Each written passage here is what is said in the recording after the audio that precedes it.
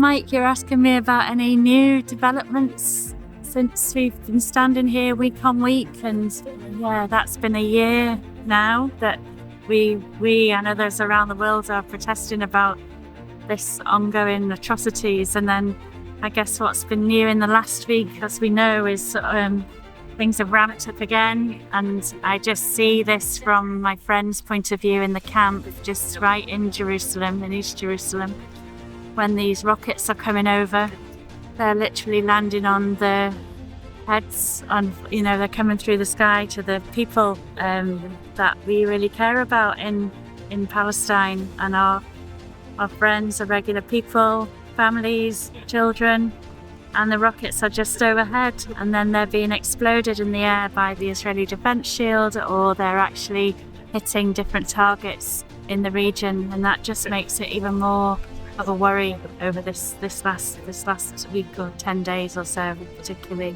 So our thoughts are with everybody at the moment, and we really want people to keep safe.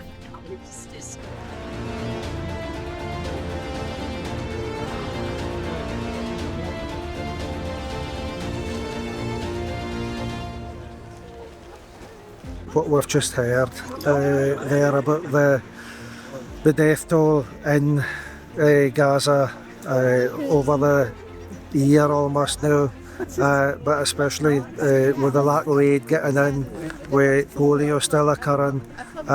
It's so heartbreaking to hear the statistics there about the number of families that have been entirely wiped out. I think it's really difficult to comprehend.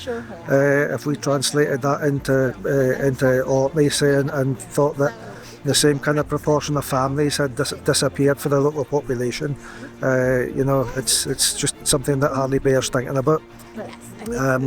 So yeah, we need to keep this whole escalated violence in the Middle East in the public eye, in Orkney and the wider world. And I think I will maybe be heading home and just punting some of these articles on to at least 9 of my friends this afternoon.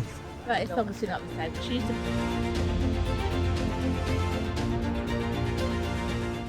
A family in Gaza that had quintuplets was killed in an Israeli attack. Well, this week the number 9 seems to have come up a lot in things that I've been reading.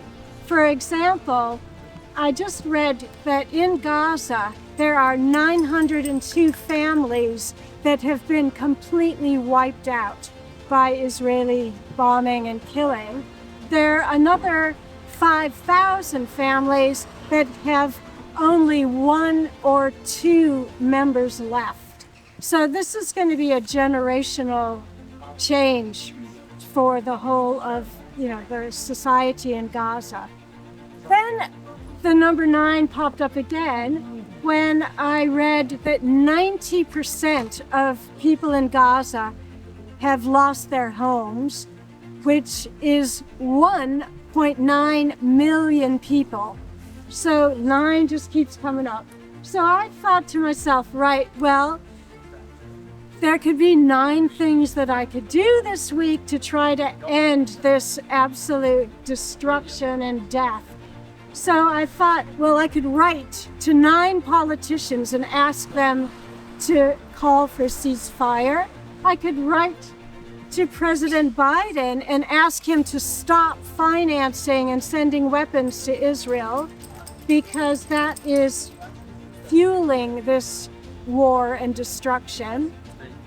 Then I thought, well, I could talk to 9 people and explain what's going on in Palestine. Or I could send Fiona's article published today to 9 people and ask them to read it. Fiona has written today about the lack of humanitarian aid getting into Gaza. And in another article I read, it said that September, which is the 9th month, actually had the least amount of aid getting into Gaza in the whole of the last year. So when President Biden talks about ramping up aid, it's absolutely the opposite that's happening. So people are really, on the verge of starvation there. Also, I read that though there was a polio vaccine campaign, there's still cases of polio occurring in Gaza. So that and other health conditions that are avoidable are, just rampant now.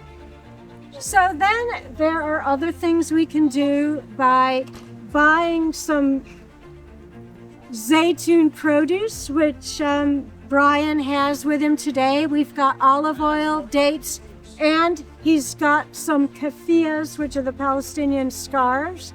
So if you would like to stock up on any of those fair trade goods, that's one thing we can do. And finally, I would just like to say thank you everyone so much for coming out to join our vigils every week in and week out. As you all know, this week will be a whole year that death and destruction are happening in Gaza and the Middle East now. It's increased to Lebanon and other countries. So we have to keep speaking out and saying no. We've had enough. We want a ceasefire. We want hostages and prisoners released. We want humanitarian aid really to be ramped up and not delayed and prevented. So next week, Sue has come up with this idea that if we are still having to be here for a vigil, if people could wear black next week as a symbol of mourning, that would be a good way of marking a year that, we have been having to stand up and say no, we don't want any more of this killing. So once again, I thank you everyone so much for coming today, and I can take back your posters. And again, if you want to stock up on Palestinian produce, Brian is ready to provide them over there. So thanks everyone.